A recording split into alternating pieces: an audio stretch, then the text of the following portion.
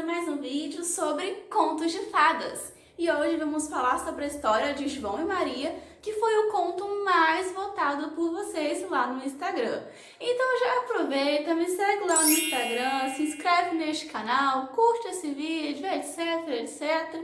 E sem mais enrolação, simbora pro vídeo. A versão de hoje é a versão dos irmãos Grimm e tem muita semelhança com a história do pequeno polegar, em que os pais abandonam os filhos no meio da floresta porque eles não têm como alimentar as crianças. No Pequeno Polegar, quem sugere o abandono das crianças é o pai. Já aqui, no João e Maria, quem sugere o abandono é a madrasta. E por que uma madrasta e não a mãe? Porque eles queriam preservar aquela aura sacerdotal, imaculada, que é ser mãe, e uma mãe nunca, jamais poderia ser má. Então eles colocam a madrasta para desempenhar esse papel aí de pessoa malvada. E quando o pai, ele nega o abandono dos filhos, né? Não podemos abandonar eles no meio da floresta.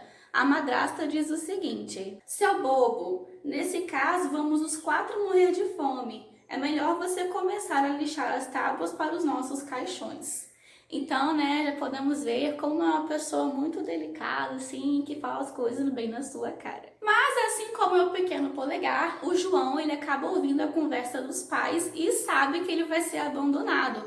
E o que ele faz? Ele também faz uma trilha para conseguir achar o caminho de volta. Faz uma trilha com seixos. Mas quando eles voltam para casa, os pais abandonam eles de novo. E dessa segunda vez, eles não conseguem voltar para casa porque os pássaros comem a trilha de migalhas de pau. Então as crianças ficam 3 dias perdidas na floresta. E aí, quando elas estão desesperadas, famintas, achando que vão morrer mesmo, eles ouvem um pássaro branco cantar uma linda canção. Quando esse pássaro termina de cantar, ele sai voando e as crianças o seguem. O pássaro ele vai pousar em cima da casa de pão e açúcar da bruxa. As crianças, morrendo de fome, não pensam 2 vezes e já vão lá atacar. Começa a comer a janela da casa, o telhado, tudo que elas têm direito. E sobre esse ato aí de já sair comendo a casa, o psicólogo judeu Bruno Bettelheim, não sei como pronuncia, ele diz que João e Maria é uma história sobre os impulsos desenfreados da criança no que se refere à parte oral. Tem todo um estudo da pedagogia, da psicologia, né, de que tem a fase oral da criança, aquela fase que ela experimenta o prazer a partir da boca, né, do paladar. Então, com essa interpretação do Bruno, ele absolve os adultos da culpa, né, de ter abandonado as crianças e coloca a culpa nas crianças por causa dos seus impulsos desenfreados que elas não sabem controlar.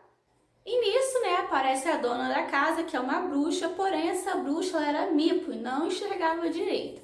Aí ela vai, acolhe as crianças, né, fala, vem cá que eu vou cuidar de vocês, então vocês vão morrer aí na floresta.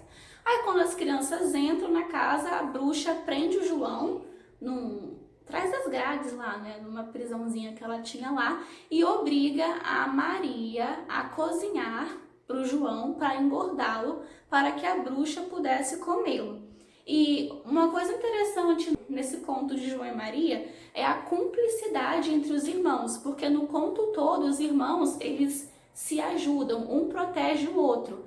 E essa cumplicidade entre irmãos é muito rara nos contos de fadas. Tome como exemplo Cinderela, a Bela e a Fera. Os irmãos se odiavam, então isso é uma coisa nova para os contos de fadas. E aí as crianças ficam 4 semanas na casa da bruxa, e a bruxa, para ter certeza, né, como ela não enxergava direito, para saber se o João estava engordando, pedia para ele colocar o dedo entre as grades para ela medir, né, se ele estava gordinho ou não. E o João, muito esperto, muito sagaz, ele pegava um osso e colocava entre a grade. Aí a bruxa sempre achava que ele estava muito magro. Porém, após 4 semanas, a bruxa estava perdendo a paciência já e ela falou que se dane, vou comer ele magro mesmo. Aí manda a Maria ir esquentar o caldeirão para cozinhar ele e também pede para ela ligar o forno porque ela vai fazer um pão. E nisso a bruxa pede para Maria engatinhar dentro do forno para ver se ele estava quente o suficiente, né? Porque naquela época os fornos eram diferentes, dava para você entrar dentro. E aí a Maria sabia que a bruxa ia prendê-la lá dentro e comer ela assada. Então o que a Maria faz? Se faz de sonsa. Ela chega e fala assim, mas eu acho que eu não consigo entrar aí não. Aí a bruxa, sua idiota, claro que cabe você. Aí a bruxa, ela chega na entrada do forno, coloca a cabeça assim para de dentro, ó. Olha, cabe você aqui sim, eu tô quase conseguindo entrar. Aí nisso a Maria empurra a bruxa dentro do forno e tranca ela e ela morre queimada. E esse castigo horrível da bruxa foi entendido como um dos presságios para os horrores da Alemanha nazista. Por quê? A bruxa ela era frequentemente caracterizada com estereótipos judeus pejorativos. Então a bruxa representa os judeus que iriam morrer horrivelmente lá com Hitler. E a gente pode ver isso porque no conto eles descrevem a bruxa com traços estereotipados, a bruxa com olho vermelho, assim, assado, então tem isso tudo.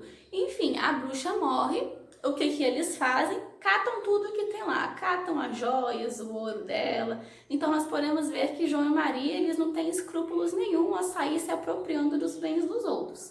As crianças, né, João e Maria, elas podem parecer até muito bem comportadas, mas pelos padrões lá do século XIX, elas eram muito sem educação e mal comportadas, né? Primeiro por ficar ouvindo atrás da porta, né, a conversa dos pais, depois pela sagacidade para lidar com os problemas e depois por sair roubando as coisas da bruxa. Então lá naquele século XIX, isso era algo assim, nossa senhora, que criança tentada.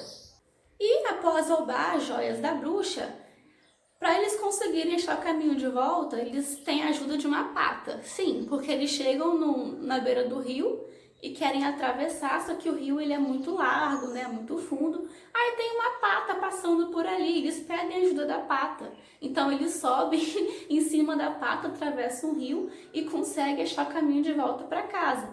Quando eles chegam em casa e se deparam com o pai, a madrasta, ela tinha morrido. E no conto não fala como que a madrasta morre.